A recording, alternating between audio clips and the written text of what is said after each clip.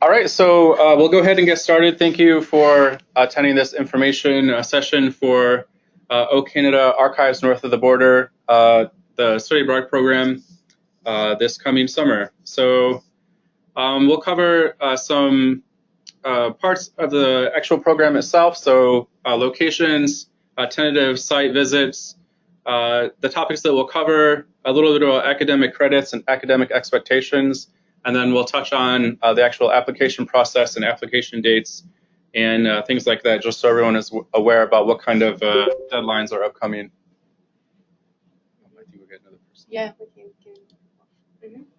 Okay, so I will go ahead and start with the kind of the particulars of the program itself, and then Yomari will talk about the application process and kind of the administrative side of study abroad.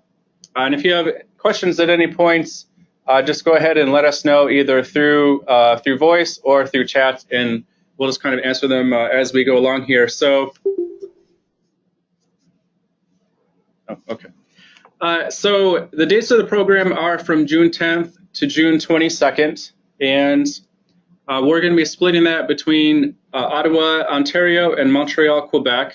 So we'll be in Ottawa from June 10th until June 15th, and then on June 15th, we will head to Montreal that afternoon, and then we'll be there until June 22nd. So a nice even split between the two cities. A part of that time in Montreal does include an entire weekend off, so you'll really get a chance to explore the city.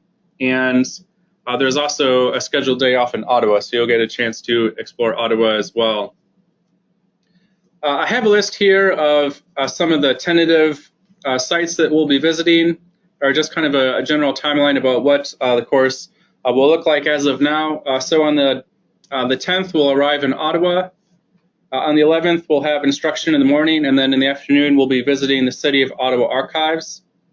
On the 12th, we'll have instruction in the morning, and then in the afternoon, we'll be visiting Library and Archives Canada, which is it's the Canada's governmental archive, so similar to the National Archives here in the States.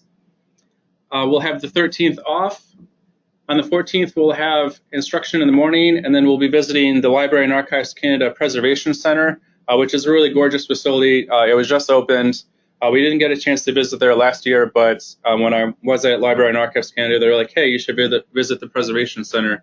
So I was sure to schedule that in. And then on the 15th, we'll have instruction in the morning, and then we'll head to Montreal in the afternoon. We'll have the 16th and 17th off in Montreal. On the 18th, we'll have instruction in the morning, and then we'll be visiting the Canadian Centre for Architecture Archives, which is really great archives with a lot of diverse materials.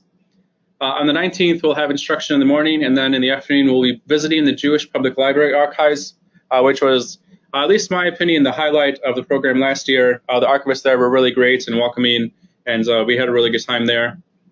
On the 20th, we'll have instruction in the morning, and then we'll be visiting McGill University Archives. And then on the 21st, we'll be visiting the Bibliothèque et Archives Nationales du Québec, so kind of Quebec's provincial archives. So does anyone have any questions about those site visits or the time periods that we'll be spending in the different cities, or any questions about anything up to this point?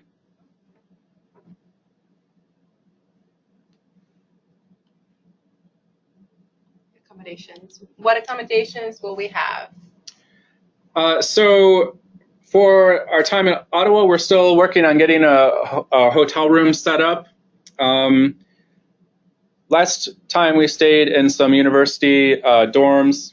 I wasn't really satisfied with the quality of them, so we're gonna have better accommodations this time. And then in Montreal, we'll actually be staying at some of the dormitories for McGill University, which are really nice. They're basically hotel rooms, and they're located near downtown in a really convenient area. So I was really impressed with those. So we'll be planning on staying with McGill again. Any other questions?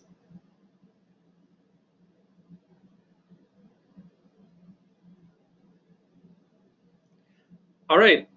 So as you can imagine, with all this traveling around, I just want to mention that there is a lot of travel on foot and by vehicle.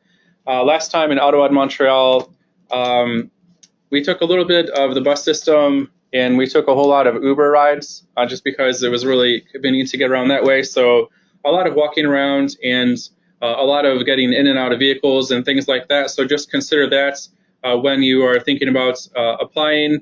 And yeah, we kind of have to move around in a quick amount of time, periodically. So just keep that as a consideration when you are thinking about applying. So some of the topics that we'll be covering are macro appraisal, which is sort of the Canadian archival appraisal system. And so that's really what we'll be talking about at Library and Archives Canada, because they're the ones that implement macro appraisal. We'll be talking about arrangement and description. So Americans have sort of our view of arrangement and description, and then Canadians have their own standards. We'll be talking about community archives. So we'll be visiting one community archive at least, and just kind of talking about the community archive idea and some of the things that sort of led to it coming into being. And then we'll also be talking about respect des fonds, which is a Canadian philosophy about archives and provenance and original order. Again, just to kind of contrast that philosophy and that set of ideas with what American archivists kind of believe and follow. So to talk about academic credits, this program is worth 3 credit hours. If you're from an institution outside of the University of Wisconsin-Milwaukee, I would encourage you to make sure that these credits are going to transfer into your program. I would hate for you to have to, to take this and then find out that it doesn't actually count towards your degree. So make sure that you have that kind of clarified. And yeah, it's a pretty good deal to get 3 credit hours for 2 weeks of work. But I will say that it is a pretty intensive 2 weeks. So we have instruction almost every day.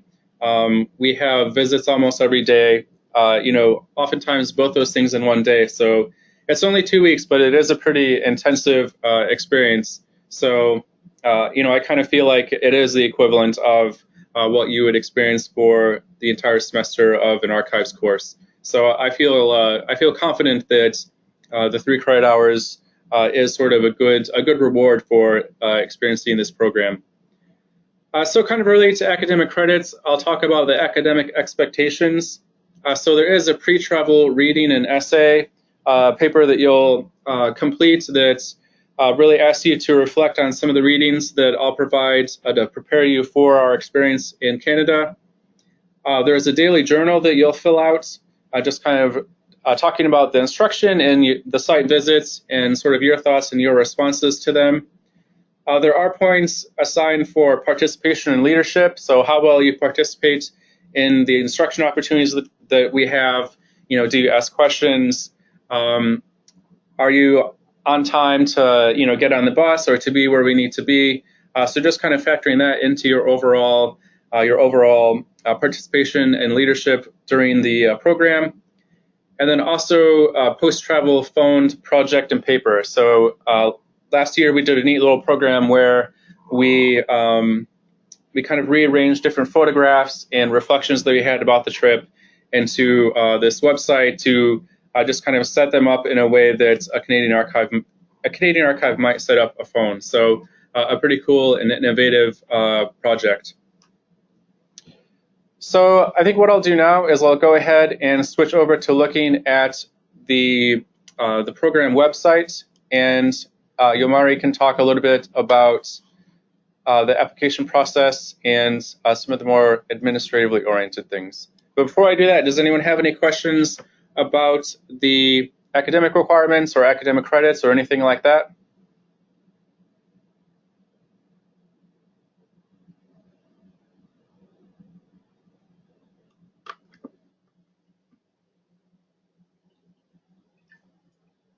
All right, well, I will go ahead and turn things over to Yomari, and she will talk about some of the administrative parts of the program. Cool. Thank you, Sean. Good afternoon, everybody. My name is Yomari Castellano, and I am your study abroad coordinator. I have the pleasure of working with Sean on this exciting opportunity.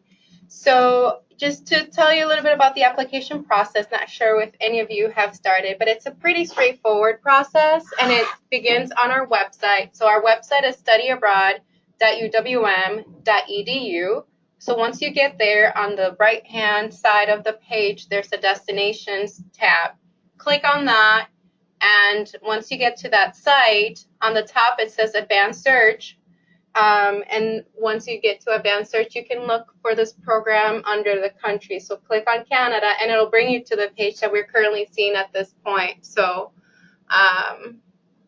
the application process begins by just clicking here. It's really, again, straightforward. Apply now, and that'll take you to a portal page that will ask you for information about yourself. Since most of you are, well, I'm assuming, not UWM students, or if you're not, basically, the online system will instruct you to complete a special student application. So, well, let me just click on this really quickly, I think. Oh, there you go. So here, so obviously you will click this, and then it'll take you to a University of Wisconsin System special student application. It's really a short, simple application. You'll just fill out your contact details and your educational background and so forth. And once you do that, you'll be issued a UWM ePanther ID and email.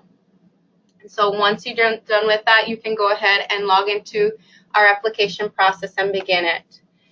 So our application includes a $100 application fee. You can pay that online. You'll have to submit official transcript, one academic recommendation, and the way that this is submitted is online via our system. So if you have a professor or TA who you've worked with who can write about you as a student, academic ability, maturity level, and so forth, and they give you the green light, within our system there's an academic recommendation section where you can plug in their name and email, and our online system will send them an email saying so-and-so has requested an academic recommendation from you. Click here to fill out. So they click on the link. It takes them to basically an online form that has a lot of questions that they'll just complete, and once they submit it, they'll get a little check mark off your application checklist. So again, pretty simple. You'll need a copy of a valid passport. So the picture/signature page of your passport. Note that your passport must be valid even 6 months after the end of your study abroad program. So if that's not the case, I encourage you to renew it. At this point, if you do have to renew it, you can just submit a copy of your passport application receipt showing that you submitted a passport renewal, and that will suffice for now. And then once you get your passport, of course, you sign it right away, and then take a picture, or of the picture/signature page of your passport. And then lastly, you just have to read and e-sign documents on your study abroad application, information about like our withdrawal policies and so forth. So that's the application process in a nutshell. Do any of you have any questions? How do I go back to that here? Is that it? I think so, yeah. Any questions? Okay, wow, I'm really good. Very thorough. All right, so we are accepting applications through March 1st. So go ahead and, if you have any questions or concerns, let's say your academic recommender is having issues accessing your academic recommendation. I mean, I'm your go-to person, so feel free to email me or put your recommender in touch with me, and I'm happy to help. Once the application deadline passes, we'll be meeting with Sean just to go over applications and make decisions, and I'll be in touch with you by March 15th, if not sooner, with an update on the status of your application and next steps. I do want to stress that, when you sign up for study abroad, it's not like signing up for a class on campus or online class.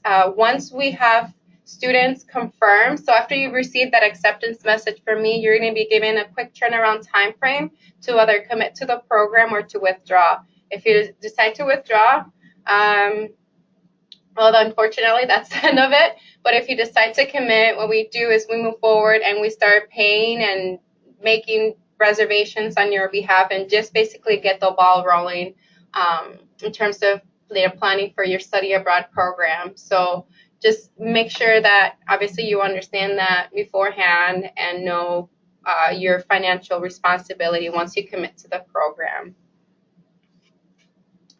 Any questions in regards to that?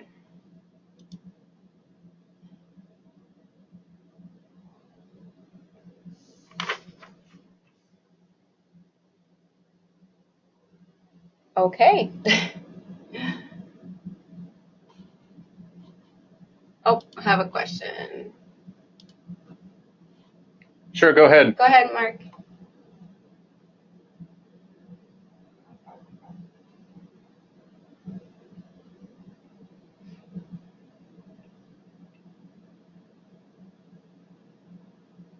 While we wait for the question, I wanted to say that students may be able to use financial aid to pay for their study abroad program. I encourage you to work with your financial aid office on campus to see how that applies to you and this program. We are currently working on finalizing the program fee, but I can tell you that last year the program price range was that $2,525 to $2,900 approximately. And so basically the actual confirmation price really depends on the number of participants that we have. Obviously, the more students we have on the program, the better it is for you price-wise. So encourage maybe one of your fellow students to join you on the programs to make the program a reasonable price, which already it is, in my opinion, at least.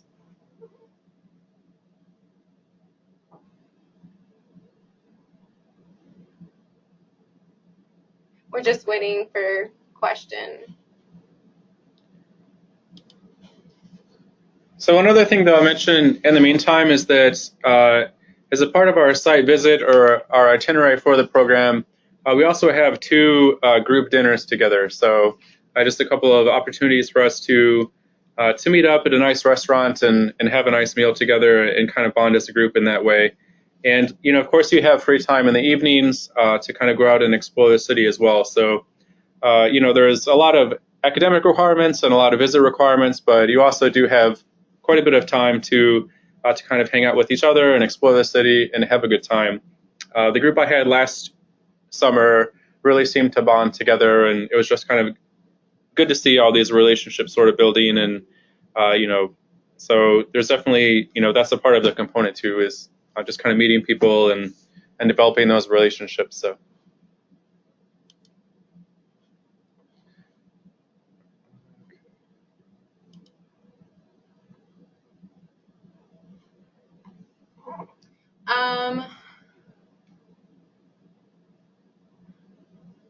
I would say you can just, let us know and we can talk to you more about your accommodation, Mark.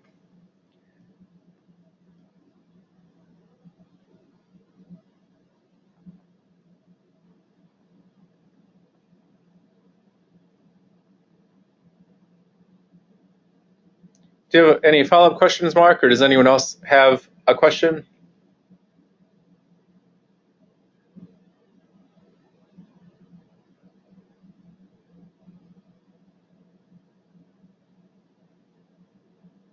Well, it really has been a pleasure sharing information about this wonderful opportunity. I really do hope that you consider and run with it. I personally studied abroad when I was in college, undergrad, and it was a highlight of my career in college. And it's certainly something extra that students obviously have a life-changing experience, but something extra and worthwhile that you can add to your resume that really, truly makes you stand out when it comes to applying for jobs and so forth. Yeah, and I think that is a good point. So, programs like this are a good way to kind of separate yourself from other people that have also recently graduated and are maybe applying for the same jobs you are. So, having kind of unique experiences like this on your resume and, being able to show future employers, that you're really interested in archives and learning more about archives and learning different perspectives about archives can go a long way towards helping you get that job that you want. So it's just kind of another consideration for you to think about, when you're deciding whether or not to apply. So All right. I will go. Just one more thing, Mark, I just wanted to make sure you feel free to email both Sean and I. So we would like to discuss your situation further. Thank you. All right. So I will go ahead and type my email address into the old chat box here. So if you have any questions, I'm sure that I'll be sure that you have that. So, click on it. oh, whoops. And it's also on the brochure page. Okay, yeah.